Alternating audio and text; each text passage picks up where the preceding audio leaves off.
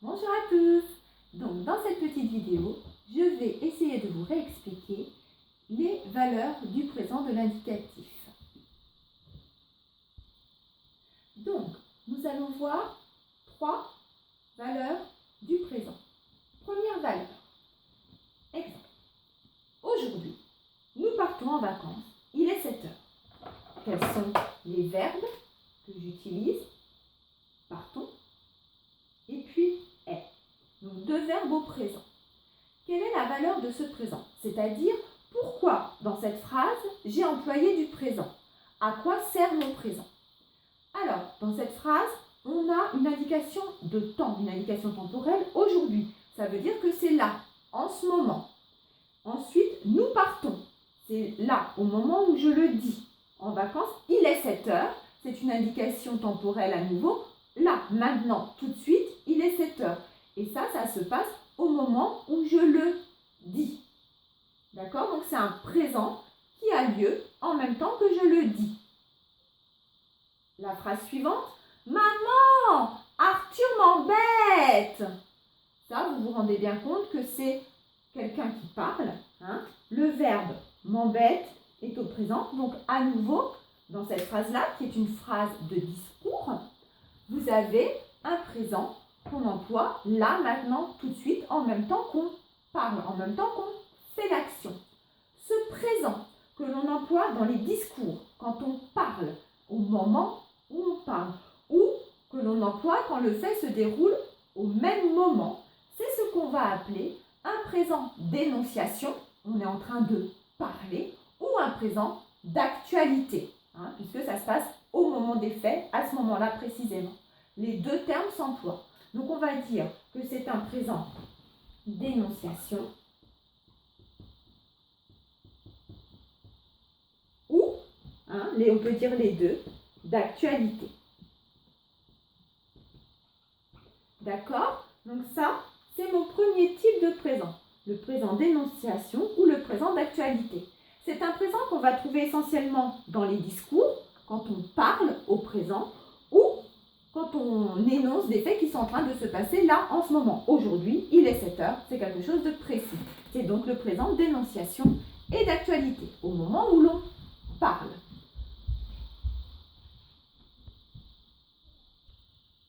Donc, deuxième valeur du présent. À quoi sert le présent dans cette phrase?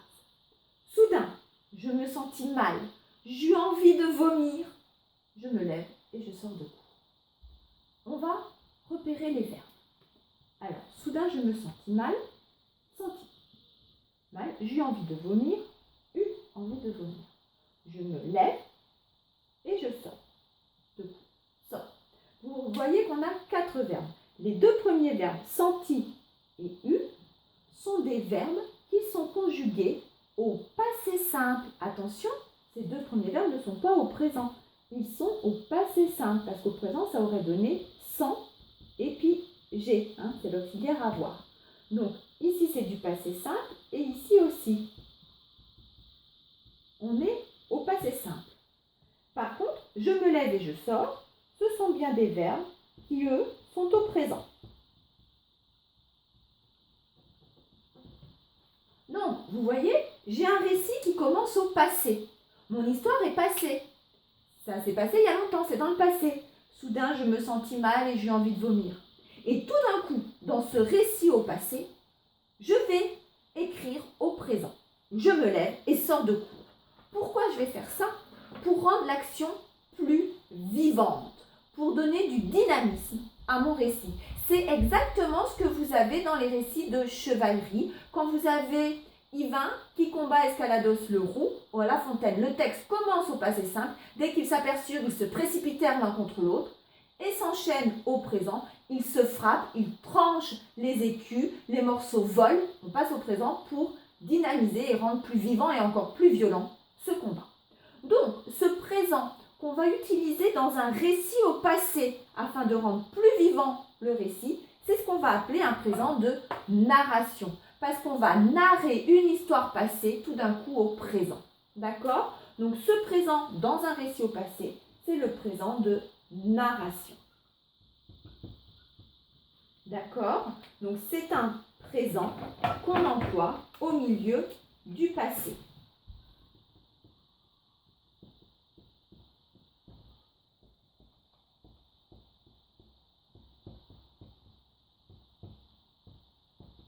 Présent employé dans un récit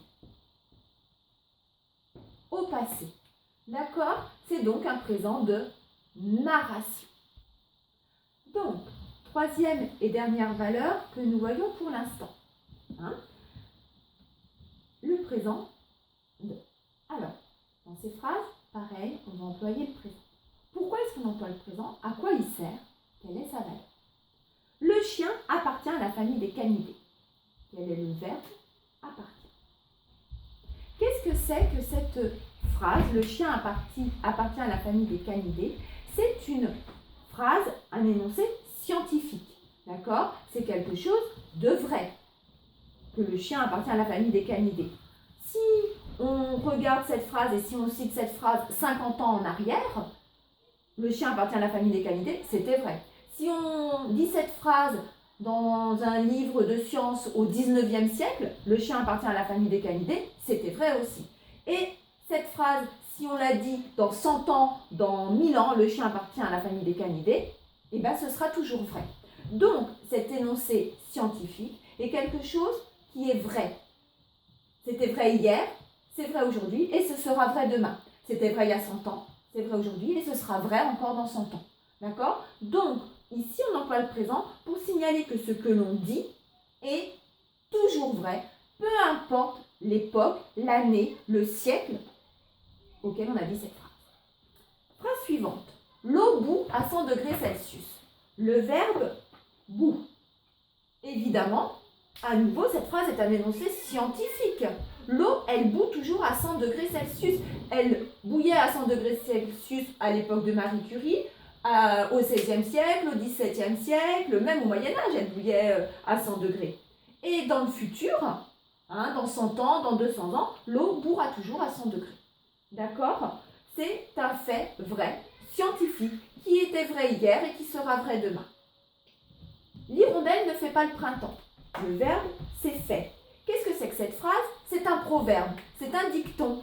Ce dicton, il n'a pas été inventé aujourd'hui. Il existait déjà dans le passé et il existera toujours dans le futur. Peut-être moins avec le réchauffement climatique. Mais, en tout cas, c'est quelque chose de vrai.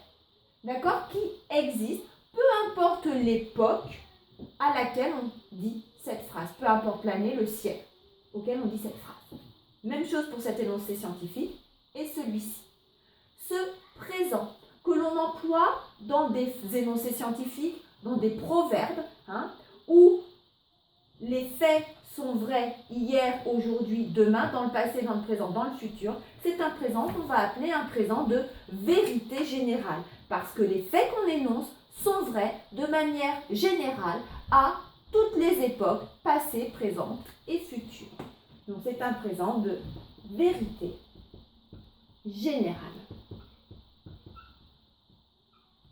D'accord? Parce que les faits sont vrais dans le passé, dans le présent et dans le futur.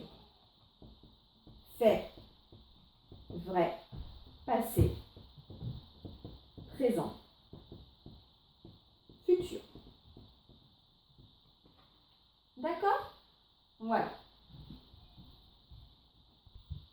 Alors, 3 petites phrases, un petit exercice pour s'assurer que vous avez compris avant le petit bilan. Première phrase.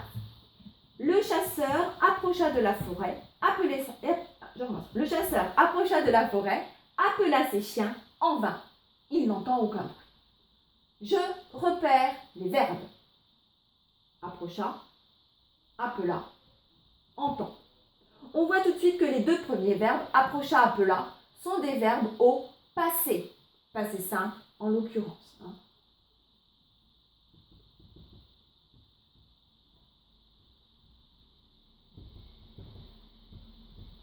Entend, par contre, est un verbe au présent. Donc, ici, j'ai un présent qui est employé dans un récit au passé pour bien mettre en avant qu'il n'entend pas de bruit. Donc, forcément, il se passe quelque chose de bizarre, pour accentuer le suspense et rendre l'action plus vivante. Ce présent, si vous vous souvenez bien, c'est ce qu'on a appelé un présent de narration. Ça se passe dans le récit au passé. Présent de narration. D'accord? Deuxième exemple. La nuit, tous les chats sont gris. Verbe sont. Qu'est-ce que c'est que cette phrase? C'est une expression, c'est un proverbe, c'est un dicton. Ça veut dire que la nuit, on ne reconnaît personne, tout le monde est une silhouette. Donc, la nuit, tous les chats sont gris. Comme c'est un dicton, une expression, c'était vrai hier, ce sera vrai demain, c'est un proverbe. C'est donc ici un présent de vérité générale. Pourquoi dans cette phrase, on a employé le présent? Parce que c'est un fait vrai tout le temps. C'est ce qu'on va appeler donc notre présent de vérité générale. Dernière phrase, dernier exemple. Je me prépare dans 5 minutes. Le verbe c'est prépare, me prépare. Je me prépare dans 5 minutes. Qu'est-ce qu'on fait dans cette phrase? On est en train de parler. Et on parle quand? Là, maintenant. C'est dans 5 minutes. C'est là, maintenant, tout de suite. Donc, effectivement, ici, on a un présent, puisqu'on est en train de parler, qui est un présent d'actualité. D'accord? Ou d'énonciation au choix. Les deux s'emploient et les deux sont justes. Donc, cette phrase, puisqu'on est en train de parler, je me prépare, c'est un présent d'actualité. Voilà. Donc, bilan de ces valeurs du présent, des 3 valeurs du présent qu'on a apprises aujourd'hui. Donc, premièrement, nous avons le présent dit d'actualité ou d'énonciation. Présent d'actualité ou d'énonciation. C'est celui que l'on trouve quand on parle, quand le fait se réalise au moment où l'on parle. Au moment où l'on parle. On a le présent de narration, c'est celui que l'on emploie dans un récit au passé.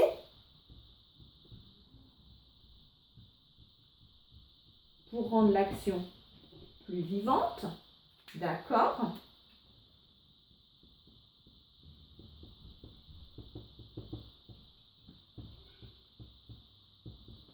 Et enfin, dernière valeur du présent que nous avons vue, le présent de vérité générale.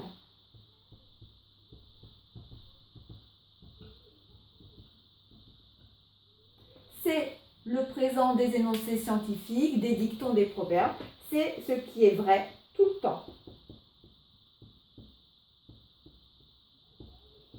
Passé, présent, futur. Voilà, j'espère que cette petite vidéo et ces petits exemples vous auront aidé à mieux comprendre les valeurs du présent et à faire votre exercice.